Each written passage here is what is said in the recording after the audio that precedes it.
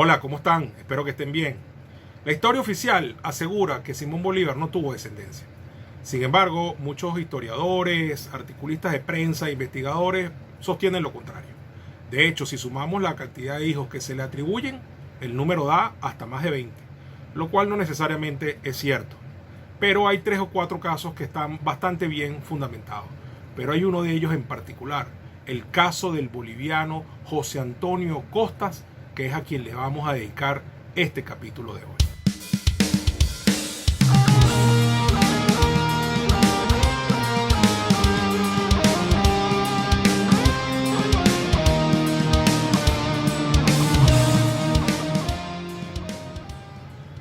Todo comenzó cuando Bolívar llegó al Potosí en 1825. Allí hubo un acto de recibimiento y en ese acto había 12 jóvenes damas que brindaron al Libertador con coronas de flores y laureles. Una de ellas, de 21 años, hermosa, se le acercó y le dijo al oído, además, que se cuidara porque estaban planeando asesinarlo. Bolívar ya había quedado prendado de la joven dama apenas viéndola por su hermosura, pero obviamente con esta información adicional tomó especial interés en aquella mujer. Esa misma noche arregló una entrevista privada. Ella le hizo saber lo que sabía de una conspiración en la cual estaba involucrado su propio tío, teniente del ejército español, que junto a otros oficiales planeaban asesinarlo en su estadía en el Potosí. Bolívar resolvió el asunto discretamente y con mucha eficiencia de manera rápida. Sin embargo, de ahí surgió un romance que se va a extender las 7 semanas que el Libertador pasará en el Potosí y donde visitaba frecuentemente y de manera nocturna a esta hermosa dama, teniendo uno de sus romances más conocidos en la historia personal de Simón Bolívar. Sin embargo, hasta allí todo pareciera que era un amorío más. Bolívar se va a Chuquisaca y mantiene una comunicación frecuente con María Joaquina. Y aquí es donde empiezan a surgir elementos que dan sostén a la tesis de que el hijo que tuvo María Joaquina al año siguiente, en mediados del año 1826, y a quien le puso José Antonio y su apellido, por lo tanto era José Antonio Costas, era hijo del Libertador Simón Bolívar. En la obra Historia y Leyenda de la Villa Imperial del Potosí se citan algunos extractos de las cartas que se intercambiaron Simón Bolívar y María Joaquina entre Chuquisaca y el Potosí.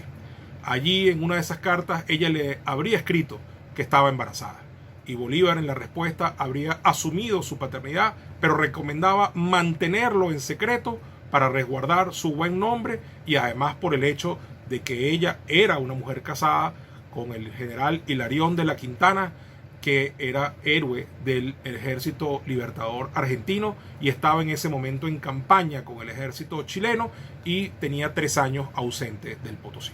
Sin embargo, evidentemente el embarazo se desarrolla, ya dijimos, tuvo un niño a mediados del año de 1826 y otra de las cosas que se traen a colación como prueba, según el historiador Benito Gardaos, es que Bolívar, ya de regreso en Perú en 1826, quiere conocer a su hijo y manda a buscar a María Joaquina con un coronel de su entera confianza.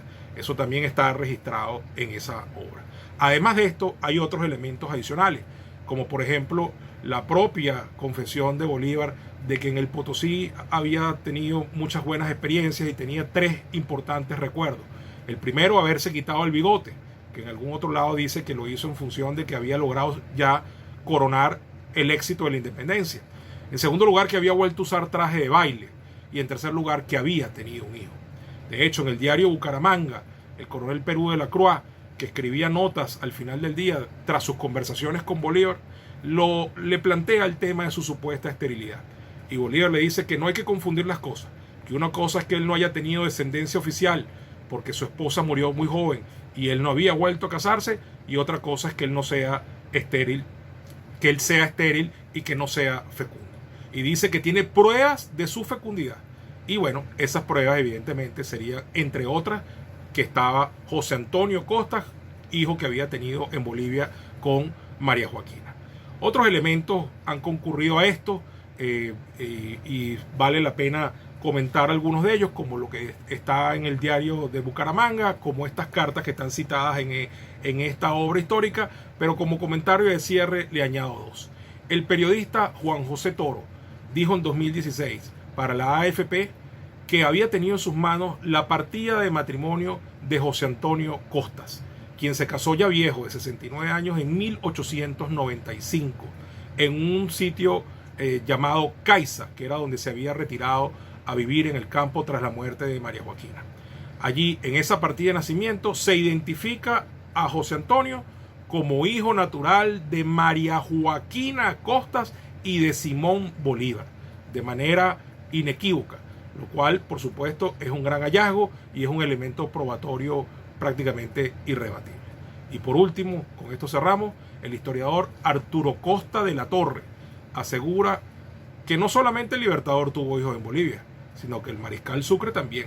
Es más, el Mariscal Sucre habría tenido dos, uno en La Paz y otro en Chuquisaca, que fue donde recibió el tiro en aquel famoso motín que referimos en el capítulo que tiene que ver con su asesinato. Este historiador, de hecho, dejó una obra que se titula Descendencia de los Libertadores, Bolívar y Sucre en Bolivia. Ahí les dejo eso. Hasta luego. Gracias.